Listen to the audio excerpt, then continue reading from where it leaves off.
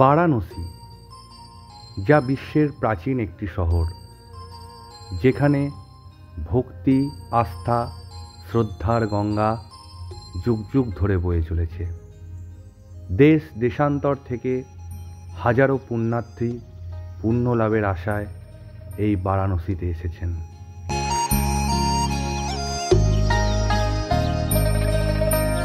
বেনারসে আজ আমাদের তৃতীয় দিন, আর আজকে আমরা যাব সারনাথ।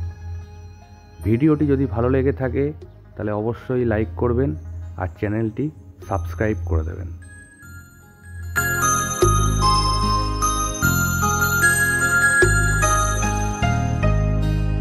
প্রায় 2500 বছর আগে এমনই এক হিন্দু রাজকুমারের আবির্ভাব হয়েছিল বারাণসীর এই পুণ্যভূমিতে, কিন্তু যার আসার কারণ ছিল অন্যান্য সবার থেকে আলাদা।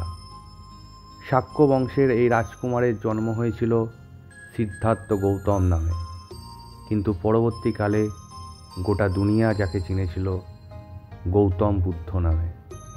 বুদ্ধ ছিলেন প্রবুদ্ধ। 2001 সালে আফগানিস্তানে তালিবানি আক্রমণের ফলে যে বুদ্ধ মূর্তিটি ধ্বংস করা হয়, সেই অনুকরণে এখানে 80 ফুট লম্বা একটি বুদ্ধ মূর্তি নির্মাণ করা হয়। এই মূর্তিটি নির্মাণ করতে প্রায় 10 বছর সময় লাগে। পাথরের ওপর পাথর চাপিয়ে এই মূর্তিটি তৈরি করা হয়।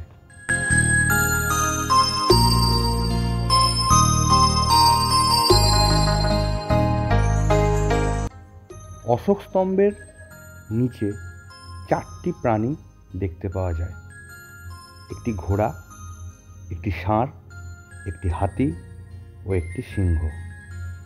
প্রাণীগুলি অনন্তকাল অবধি একে অপরকে অনুসরণ করে চলেছে।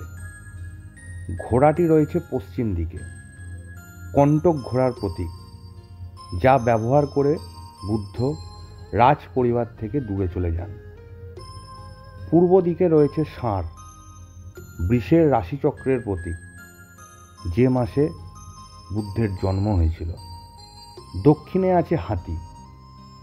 রানী মায়ার স্বপ্ন চিত্রিত করেছে এই হাতি। রানী মায়া ছিলেন গৌতম বুদ্ধের মা। একটি সাদা হাতি তার গর্ভে প্রবেশ করেছে।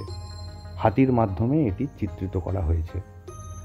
আর সিংহ রয়েছে উত্তরে। সিংহ হচ্ছে গৌতম বুদ্ধের বোধিলাভের প্রতীক।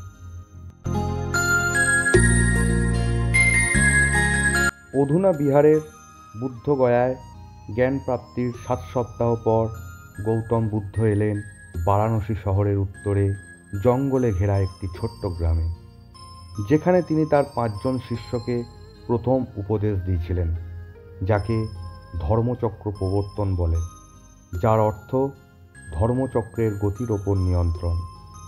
যেখান থেকে বিশ্বব্যাপী পথ চলা শুরু হয় শান্তি ও সম্প্রীতির ধর্ম, বৌদ্ধ ধর্মের। সারনাথ, যা বৌদ্ধ ধর্মের পবিত্র 4টি জায়গার মধ্যে একটি। অন্যগুলি হল লুম্বিনী, যেখানে তার জন্ম হয়েছিল; বুদ্ধগয়া, যেখানে জ্ঞানপ্রাপ্তি হয়; কুশীনগর, যেখানে তিনি পরিনির্মাণ লাভ করে, যা বৌদ্ধ ধর্মের জীবনের চূড়ান্ত পর্যায় আধ্যাত্মিক মুক্তিকে বোঝায়। আজও সারনাথে বহু বছর হাজারো পূর্বে নির্মিত বৌদ্ধ স্তূপের কিছুটা অবশিষ্ট বর্তমান। এইগুলি ধ্বংস করেছে মোহাম্মদ ঘড়ির সাথে আগত তার সেনাপতি কুতুবউদ্দিন আইবক, যার মধ্যে অন্যতম হল ধামেক স্তূপ, যাকে বলা হতো ধর্মচক্র স্তূপ। 2300 বছর আগে সম্রাট অশোক এটি নির্মাণ করেন। আজও জানা যায়নি এর মধ্যে কি আছে। 1835 থেকে 1836 সালে আলেকজান্ডার কানিংহাম নামে একজন ব্রিটিশ সেনা প্রকৌশলী সারনাথে প্রথম পদ্ধতিগত প্রত্নতাত্ত্বিক খনন পরিচালনা করেন। 1905 খ্রিস্টাব্দে খনন কার্য শুরু হয়।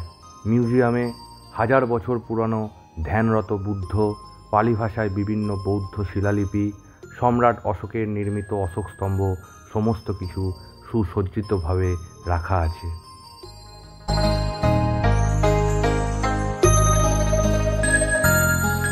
জাপান, শ্রীলঙ্কা, চীন, ইন্দোনেশিয়া এখানে নির্মাণ করেছেন একাধিক বৌদ্ধ মন্দির, যা উৎসর্গ করা হয়েছে গৌতম বুদ্ধকে।